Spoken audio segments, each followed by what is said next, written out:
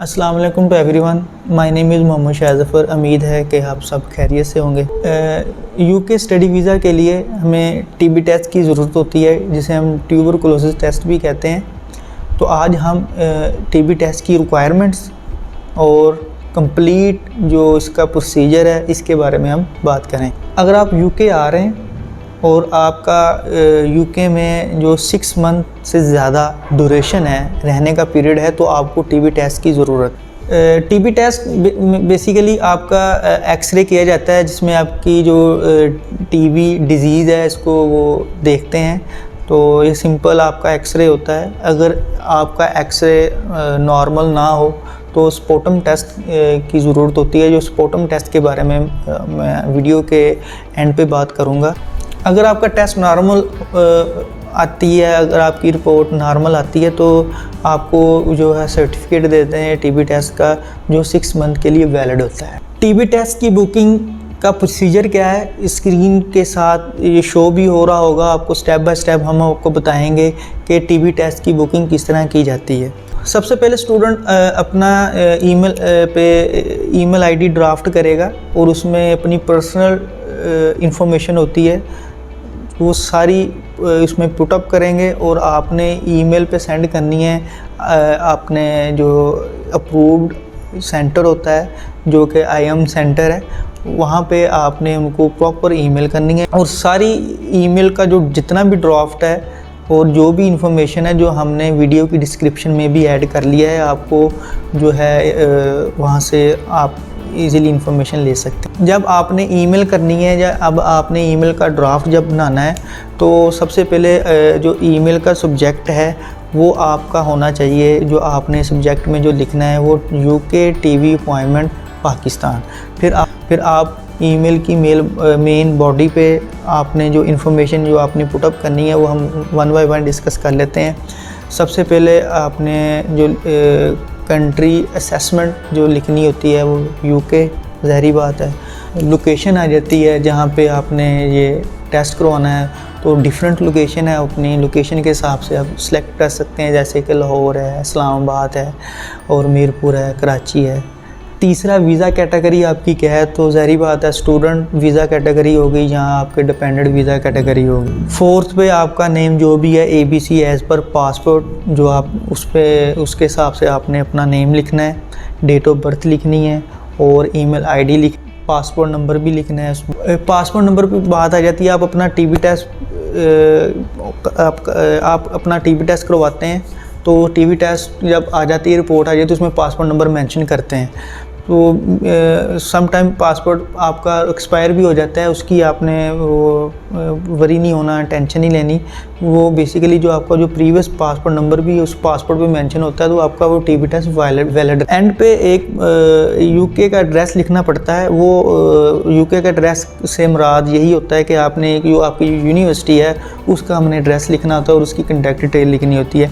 इसमें एक point note करना चाह रहा हूँ कि समटाइम्स स्टूडेंट्स ने ना काफ़ी यूनिवर्सिटी सेलेक्ट की होती हैं, तो आप फॉर एग्जांपल एक यूनिवर्सिटी का टीबी टेस्ट करवा लेते हैं, बाद में आपका माइंड चेंज हो जाता है कि यार मैं जो है दूसरी यूनिवर्सिटी में जाना चाह रहा हूँ, तो इसका टीबी टेस्ट के ऊपर कोई फ़र्क नहीं होता। आप वो जो प्रीवियस यूनिवर्सिटी का जो नेम लिखा होता है टीबी टेस्ट में, वो भी। टीबी टेस्ट का मकसद क्या है, ये होता है कि आप ट्रैवल कर सकते हैं यूके में, और ये आपको ट्रैवल के लिए रिक्वायर होता है, और उसमें आप मेडिकली इसमें फिटेड होते हो, आप नॉर्मल होते हो। इसमें यूनिवर्सिटी का कोई कंसर्न नहीं होता, इसमें जौन सी मर्जी यूनिवर्सिटी का नेम हो। ये आपने ये पॉइंट लाजमी ये एडअप कर लें। और दूसरा, अगर आप फिर भी हैं कि जी नहीं यूनिवर्सिटी का नेम चेंज होना चाहिए, तो आप वो सेंटर जाके, क्लिनिक जो आईएम सेंटर जाके आप अपना यूनिवर्सिटी का नेम चेंज करवा सकते हैं, और उसके लिए आपको चार्जेस बियर करने पड़ते हैं। तो कपल ऑफ डेज के बाद आपको अपॉइंटमेंट की ईमेल रिसीव हो जाती है। उसमें आपको अपॉइंटमेंट स्केड्यूल या डेट और टाइम गिवन होता है, वो आपने उस हिसाब से आपने वहाँ पे जाना है। और उसमें कुछ चीज़ें होती हैं जो आपने साथ लेकर जानी होती है, वो भी मैं आपको बता देता हूँ। सबसे पहले आपको एक ओरिजिनल स्लिप चाहिए होती है, टीबी टेस्ट की, जिसमें आपने पेमेंट करनी होती है टीबी टेस्ट की, वो स्क्रीन में शो हो रहा होगा कौन कौन कितनी कितनी फ़ीस है।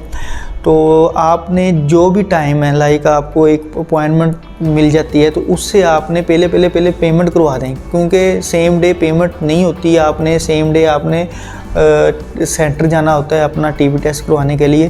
तो आपको यही एडवाइस है, आप 1 दिन या 2 दिन पहले या 3 दिन पहले या जब भी आप अपॉइंटमेंट से पहले पेमेंट करवा सकते हैं, और अपने पास वो स्लिप रखनी है जो आपने ओरिजिनल लेकर जानी है। इसके साथ साथ आपको 3 पिक्चर चाहिए, जिसका वाइट बैकग्राउंड हो और उसका जो पिक्चर के जो साइज़ है वो स्क्रीन में शेयर हो रहा होगा, उस हिसाब से आपने जो है वो पिक्चर को बनाना है।